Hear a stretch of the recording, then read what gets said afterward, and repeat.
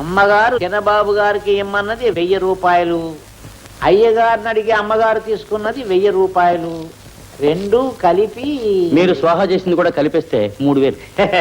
చిన్నబాబు గారు చిన్నప్పటి నుంచి నేనంటే ఆశయమే. సరే గాని నాకేమైనా ఉత్తరం వచ్చిందా?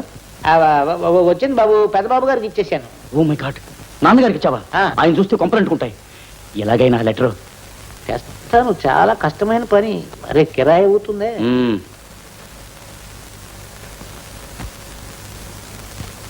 ఏమిటిది? ఉత్తరం ఇప్పి చదివాను బాబు. ఆటం బామ్మని తెలుసుకుని జేబులో దాచేశాను. మొత్తానికి చదివేశానంటారు.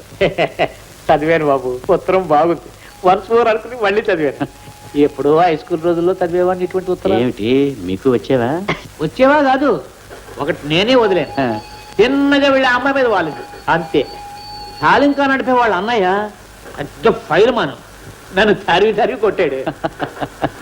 నేమటి కోరుకున్నానా, ఆ ఊరు వదిలి పారిపోయాడు. దాంతో జీవితంలో ప్రేమలేఖ అనేది పెద్ద జ్ఞాపకంగా మిగిలిపోయింది.